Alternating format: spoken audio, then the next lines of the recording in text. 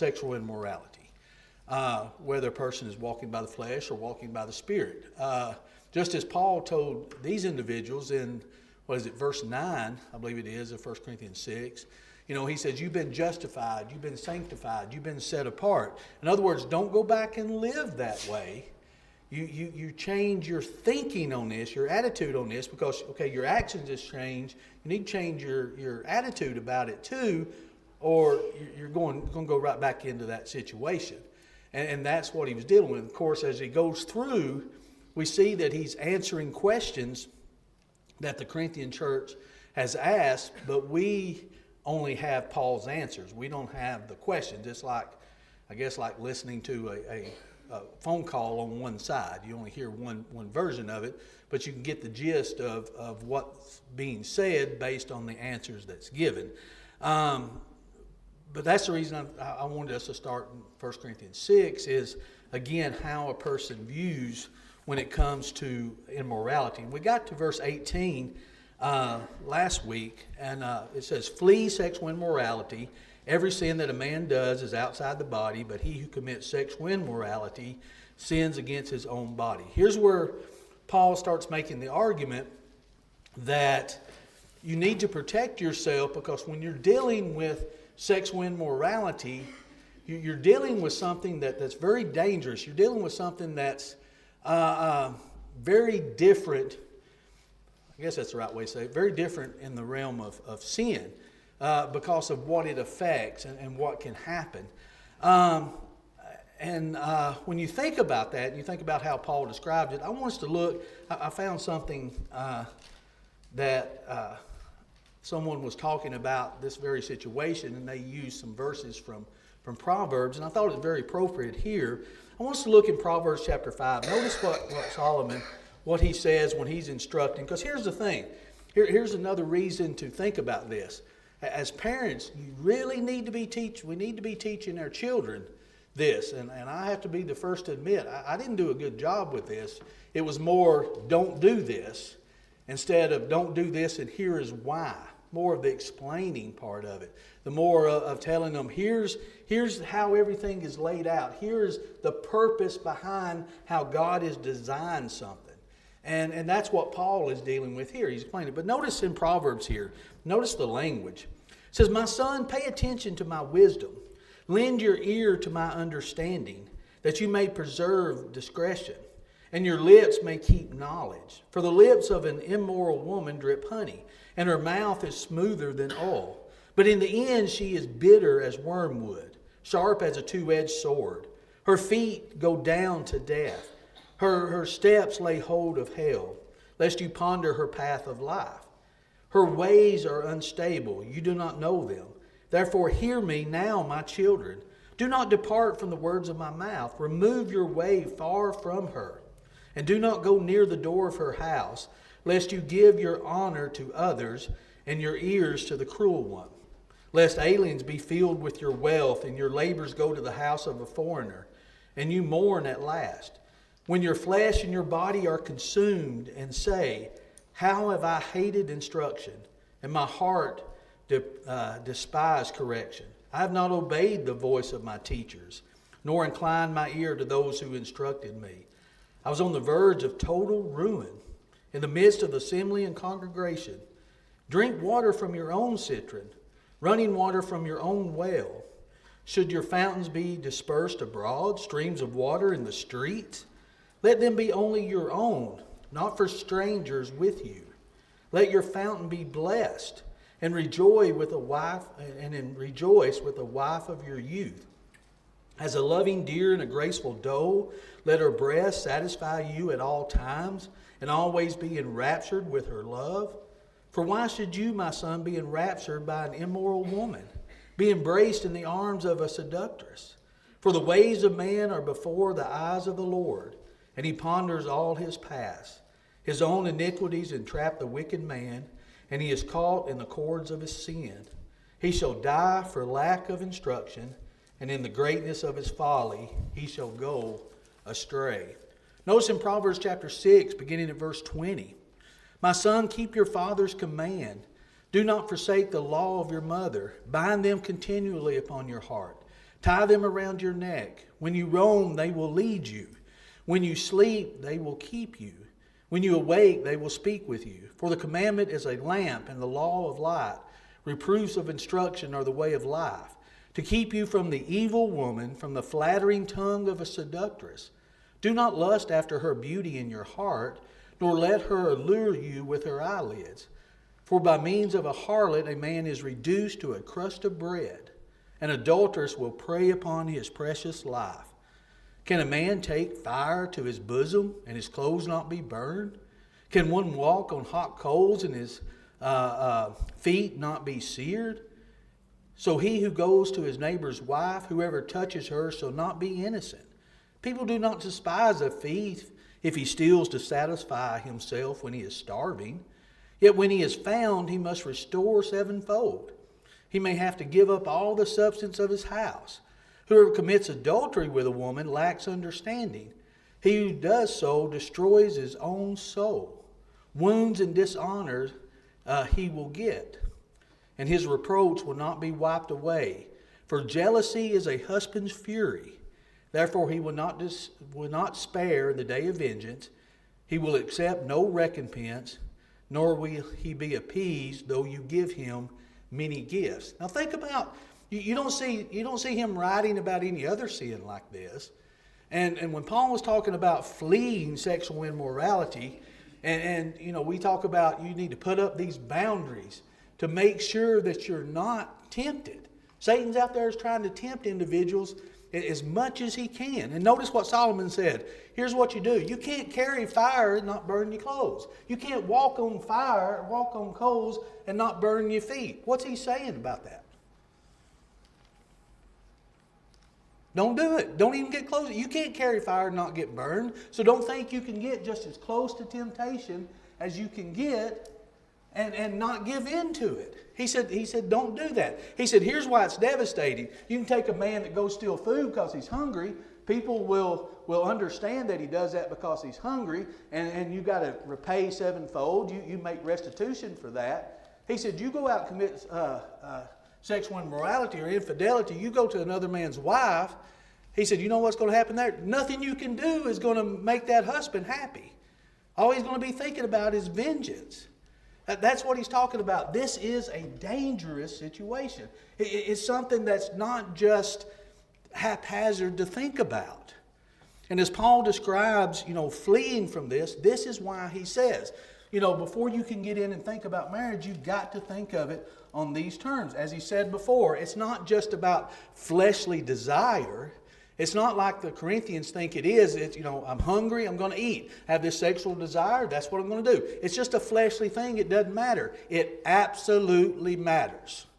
That's what Paul is trying to tell them. It matters. Think about it. And as I said, as parents, that's what we need to be telling our children. It's not just, don't do it. Don't do it. We can hammer that in good. Don't do it. Don't be around it. Don't put yourself in those positions. As parents, we do all that we can to make sure our children aren't put in those situations. But do we ever explain to them why? Do we ever say, this is why? This is how God intends this to be. This is what He's preparing you for. This is what needs to happen. This is the progression of it. It's not that sexual desire is wrong. Don't ever go to your kids and say, you shouldn't have that sexual desire. That's wrong. It's about what's the place for it. What's it designed for? And that's what Paul goes in and going to describe. Look at verse 19. Eventually we're going to get to chapter 7, I believe, but we're getting there.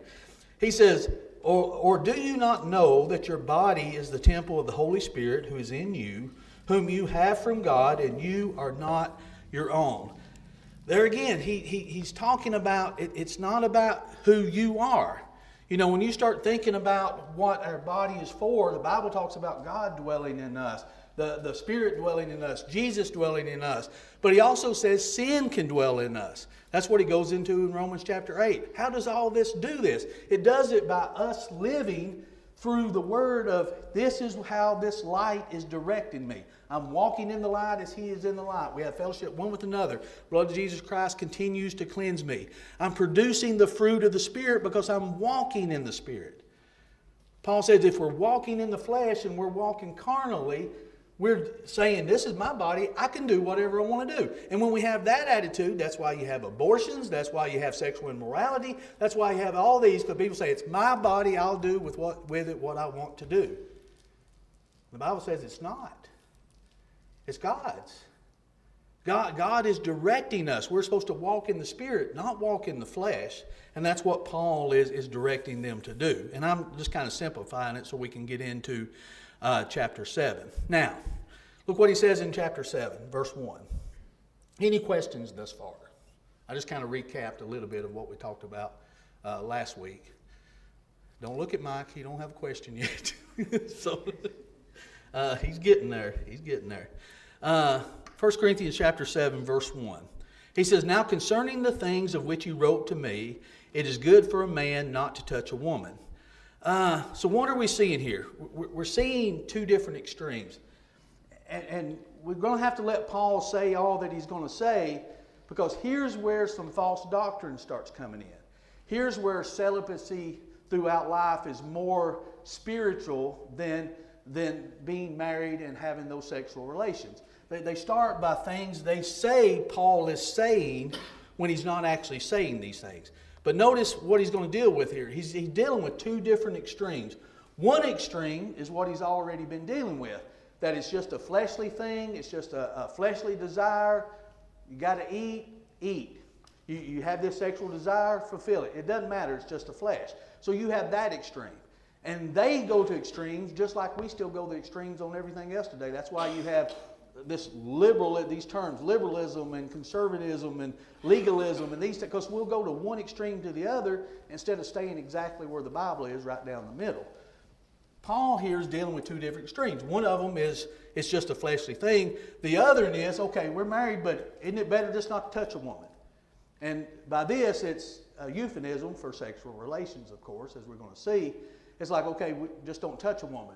And notice how he answers this. Now, concerning the things of which you wrote me, it's good for a man not to touch a woman. Paul can't be saying, he can't be saying, the text doesn't allow him to say that you have to live a celibate life. Don't ever get married, live a celibate life. If he does, there's several problems with that. One is he going against God's instruction for marriage and institution of marriage all the way back from Genesis? What is it first? When God created everything, He created man, everything was good except one thing. What was it? One thing He looked and says it's not good. What's that? Adam was alone. Yeah, Adam was alone. It's not good that man should be alone. So He said, what should a man do? A man should... you shall leave father and mother, be clean to your spouse, and the two shall become one. And then he told those two to do what? Be fruitful and multiply. Is Paul going against what God said? Is Paul going against and say, you shouldn't, it's good that you don't touch a woman? Well, one, he's not going to go against what God instituted. And two, where would that leave the human race? If a man never touched a woman again,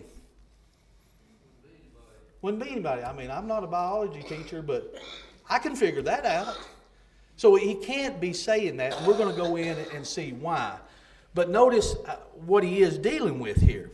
If you look in verse 2, nevertheless, because of sexual immorality, let each man have his own wife, and each woman her own husband.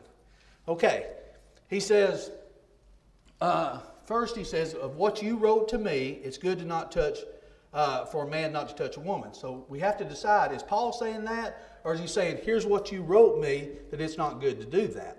I think it's the latter. It's not good that they wrote him. It's not good to do that. They're going from one extreme to the other.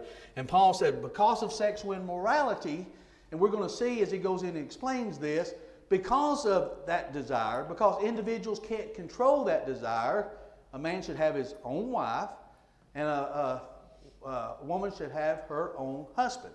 Now, there's several things we can go into here when it comes to polygamy, when it comes to homosexuality. I think this kind of does away with that, as Paul was describing it here.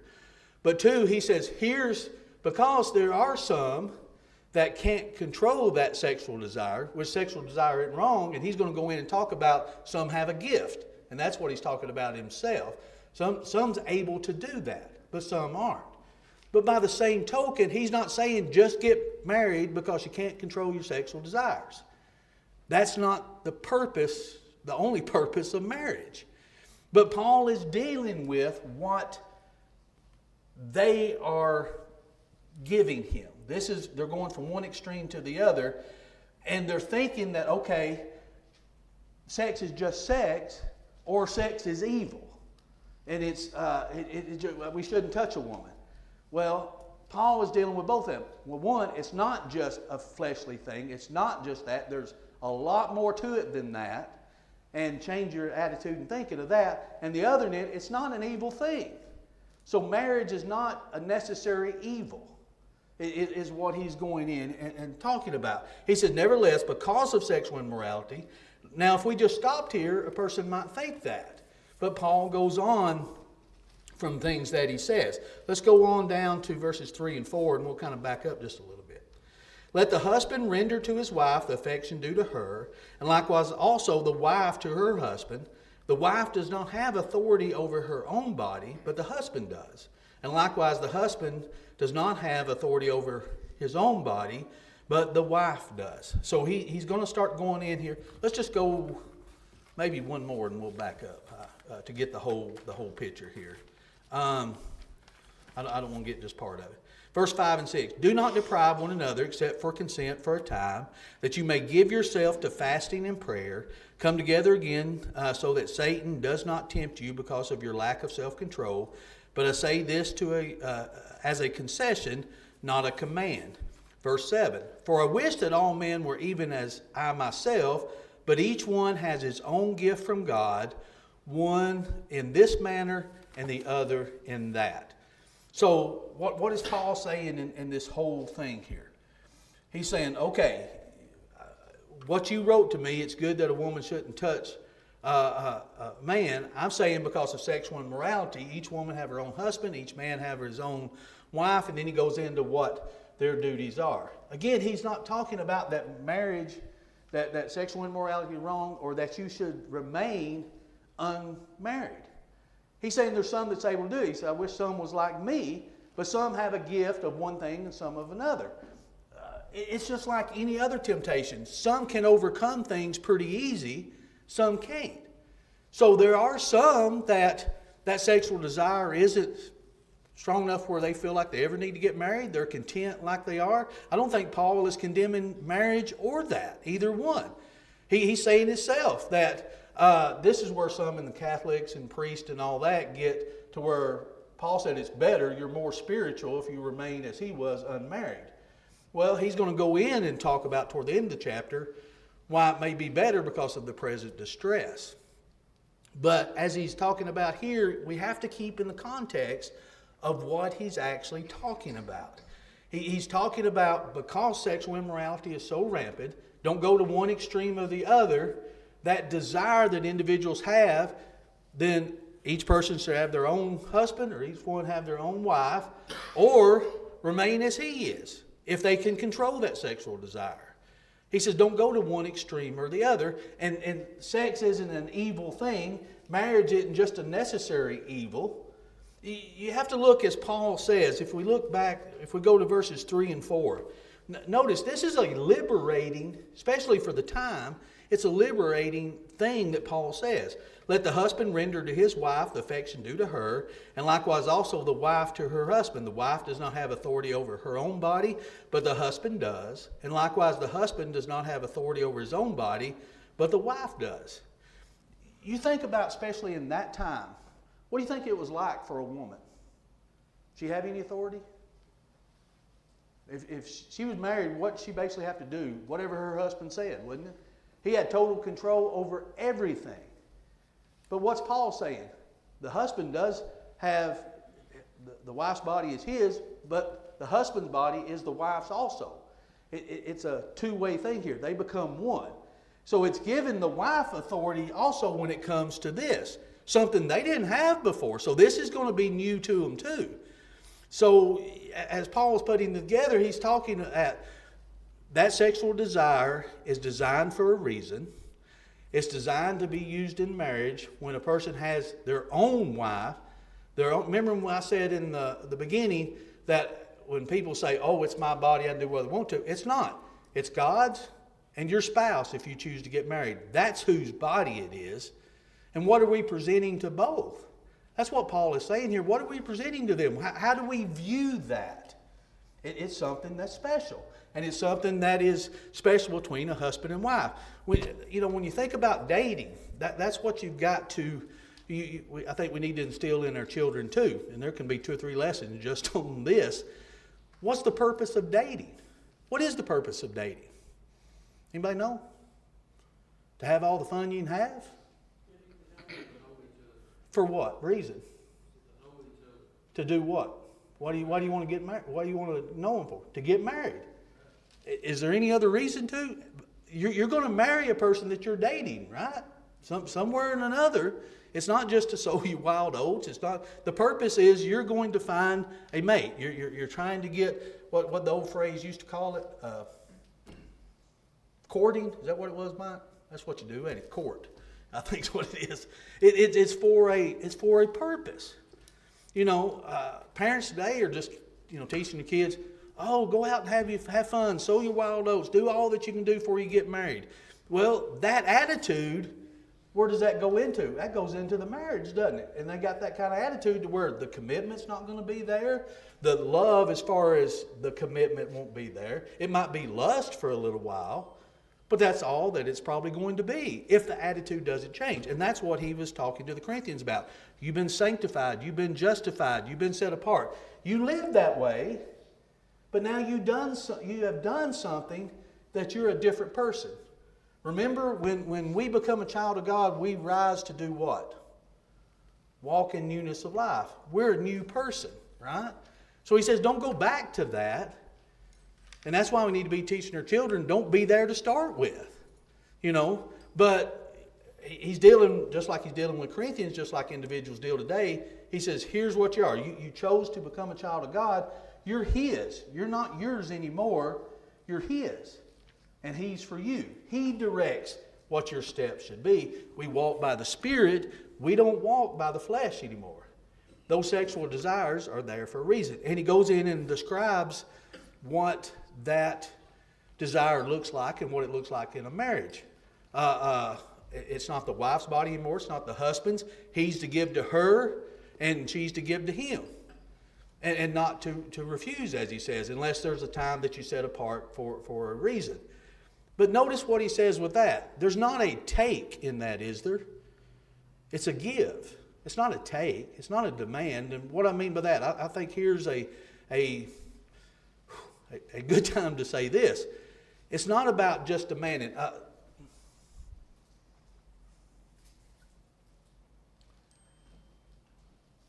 A spouse may say, okay, Paul says that I can't refuse, that I'm to give, right? Well, what if it comes a time someone says, well, I just don't feel good today. But because of what Paul says, that's not going to matter. I've got to feel that desire for my spouse. Could be the line of thinking. But what the spouse should be thinking in the giving is, okay, that's not my own. They don't feel good. I'm not going to demand. Does that make sense? And here's why. You can say you have all these together. It's just one. The wife is not her body. The husband's not her body. But when you think about how Paul describes marriage, especially go back to look in Ephesians, when he describes marriage, how a husband is to treat his spouse. You go to treat his wife, and you look and see how he says in Ephesians, a wife is to treat her husband. It's a representation of what? Christ in the church, isn't it? You go to 1 Corinthians 13 and everything that it says about love. So if I truly love my spouse, guess what I'm not going to be? Can you pull 1 Corinthians without messing up the other verses I gave you? 1 Corinthians 13. Sorry, that just popped in my head, but I think it proves the point here. Start with love. What is it? Verse 4 through 8. Where he describes what love is. Yeah, love suffers long and is kind. Love does not envy. Love does not parade itself. Love is not puffed up. Go on, verse 5. Yeah, love suffers long and kind. Love does not parade itself. Love is not puffed up. Does not behave rudely. Does not seek its own. What's that mean? It's not selfish. It's not provoked. It doesn't think evil. Does not rejoice in iniquity, but rejoices in the truth. Bears all things, believes all things, hopes all things, and endures all things. Love never fails. So you have to put these things in context with the sum of God's word is truth. So you take what Paul's saying about that relationship between the husband and wife, that the husband render to the wife the affection due to her, verses 3 and 4. Likewise also the wife to her husband. The wife does not have authority over her own body, but the husband does. And likewise the husband does not have authority over his own body, but the wife does. You take that in conjunction with what love is, and you take that in conjunction as Paul describes what marriage is in Ephesians, and you put those together, it's going to be a give relationship, not a take relationship, not a demand relationship, but it's a give relationship. But by the same token, when it comes to maybe refusing, I had a lady one time, her and her husband were having trouble. He didn't commit adultery, he almost did. So they came to me for some counseling. As I was talking to them, her exact words were, I refused him any kind of relations to try to make him commit adultery so I could divorce him. You see why Paul would have to say something like this? Why the scriptures would? My words to her was, you already put your marriage asunder by doing that. You're guilty also. We can't do that. It can't be, I'm going to deny out of spite or out of these kind of things. Paul said, you're one together. It's not your body to refuse, husband or wife, but it's a give thing. It's not a take thing. It's not a demand thing. And that's about as easy as I can describe that without getting more uncomfortable than I want to. But go ahead, Jerry. Well, not to disagree with you, but I feel like it is a give and a take. And some people take more than they give, and there's got to be a compromise. Where would it be a take? And I could be wrong, but Take when you have someone in the relationship that's just incapable of doing the majority of the work of keeping the marriage together. yeah. And then one person picks up the slack of that, and then Yeah, I agree with that. I don't believe marriage is 50-50. I think sometimes it's 90-10 on either side sometimes. Yeah. it's working too good if it's 90-10, but Well, I mean, you take, I have a bad day. I'm not feeling good. I'm grumpy. I'm sick. I can't function. Is my wife going to take probably most of the load of that marriage until I feel better? Say I've got the flu. I can't get out of bed. There's a lot that I won't be able to do as a husband. Does she have to take the slack? That could be a 90-10 day, you know. Now, I don't think it ought to be all the time. I think the marriage is in trouble if it's all the time. But I'm saying it's not. I don't think we could ever say as a husband and wife, I'm going 50% of the way and I'm not going any farther. It's up to you to come the other 50. I think the marriage is in trouble when it comes to that. And I'm not disagreeing with you as far as take on that concept. I'm just going to say it. I don't think Paul is saying I can demand a sexual relationship if there's some reason my wife isn't up to that. Is that an easy way to say that? I think it's a give and a take. I think if I have love, like Paul says, and I have my marriage like he says in Ephesians, that it's going to be, I wouldn't want to. I wouldn't want to go in there, you got the flu? I don't care. Doesn't matter to me. I've got a desire. And I'm not trying to make light of this, but it can't be that, can it? You know, it can't be that kind of take thing. There has to be a giving. It's a giving relationship. It's not a take. That's what I mean by that. Well, in my head, I'm just running through some of the people I've seen that has these medical conditions that, once in their life they were in great shape, and then something happened, a wreck or whatever, and they're half the person they used to be. Right. And the marriage is different. I tell you, that's one thing. I use this when I'm doing premarital counseling, and I tell you something else I always use. I go through marriage vows. rich or poor, sickness and health, all these. I say you got married in a church building, you leave, pull out there on 56, a car T-bones you, and your spouse is paralyzed. You hadn't been married 10 minutes. What does that do to your relationship? Love is more that. Love is you made a choice through sickness and in health. That would be a tough sickness part, I guess. But what about health? I've seen marriages destroyed because one got real healthy in the gym and decided they didn't need their spouse anymore. So there's your healthy. Richer for poor. Well, if they lose everything, or what if all of a sudden they inherited $2 million and the husband comes home and said, pack your bags, we got $2 million. She said, where are you going? I don't care as long as you're out in the dark. What if it's a situation like that? Anything could happen that comes up in a marriage. And did y'all get that joke, by the way? Anything could happen. But because love is not just an emotion. Love is a choice that you make. I choose to love this person even through those hard times, even when I'm having to pull 90% because something happened and my spouse can't. You see what I'm saying? Now, if we're both fine and I make a decision, like I said that one lady did, there's where you start getting that issues. But you got another issue too where you come in and it's just this overpowering, demanding, I don't care what's going on, I demand this, and you have to because that's what Paul said. I had a lady tell me that one time too. I took a deacon with me, and the husband said, you tell my wife that she has to do this because the Bible says she has to. So I don't have to tell her she has to do anything, We can take, as Paul was dealing with here, we can take them to extremes. The point I'm trying to get across here is, it's if our marriage is on the whole of what God says it should be, not just what Paul says in this section, what Paul says in Corinthians, what Paul says in Ephesians, what Jesus says about the husband and wife in Matthew 19, what God said from the very beginning in Genesis. We're one. It's this give relationship of I want the very best for my spouse because I choose to do that. And as a spouse, I choose to show my wife that she's wanted. I choose to show my spouse that they're wanted. I choose to do this for them so they won't want to look somewhere else and say, oh, I want to feel wanted by this or that. That's what my job is as a husband, isn't it? That's what my wife's role is as a spouse. That's the give there. We want, because it's not me anymore, it's her. It's not her anymore, it's me. And we can put each of us in those places. It's what that relationship should be. And that's what Paul is trying to get across. Change your thinking of what you think of when it comes to sexual immorality. You've done something to change that thinking. Now act like you've changed that thinking. Don't go from one extreme to the other. And he goes on.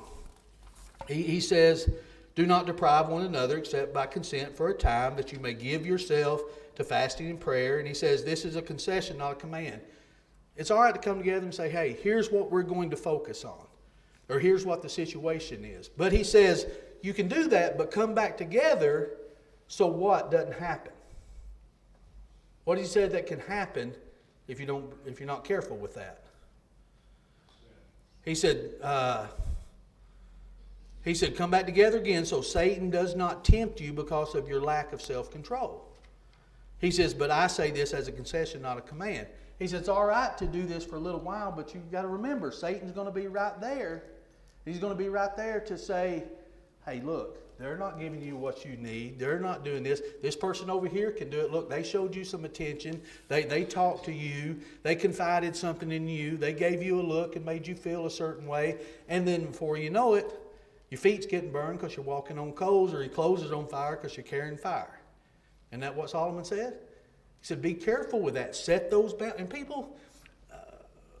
people today, it's such a selfish culture that we don't want to hear that. I don't want to hear boundaries in my marriage. I can do what I want to. My spouse does what they want to. I'll do people want to live any life they want to live selfishly and think they can be married and do that. Paul said it's not about, when you come together as one, you think differently. You set those boundaries. And it's not I don't even believe it's a trust thing. I believe it's a respect thing. I try to let my wife know what I'm doing. I try to let her know where I'm going. I try, the best of my ability, she knows about everything that I do. Why is it because I think she doesn't trust me? It's because I respect her enough to tell her. You know, that's what we're talking about. That's where it comes to, it's a choice. It's not just a warm, fuzzy feeling, because then you start thinking like the Corinthians here, it's just a fleshly thing. It doesn't matter. I can leave this covenant that I've made and go over here and have this kind of, get this desire out of my system over here, and then come back to this covenant and then go do it. It doesn't work that way. Paul said it's different here. And as Solomon says, it destroys that marriage. It destroys that. That's how dangerous it is. Then, of course, I think we can talk about this a little bit. Then he says, for I wish that all men were even as I myself, but each one has his own gift. I think this is why Paul ends this question with the words here. Paul wishes that all were like him. And some scholars suggest that Paul is saying that he wishes all people remain single, but I don't believe that's what he's saying here. First, if that was the case, again, where would human existence be? We wouldn't have any kids anymore. There wouldn't be. So Paul's not saying that. As we go on and read the rest of the chapter, we're going to see that, because of present distress, it's good. I mean, think about if you were being persecuted as a Christian, would you rather somebody do something to you or do something to your family? They can do something to me all they want to. You start hurting my children or my spouse, then I'm going to think differently.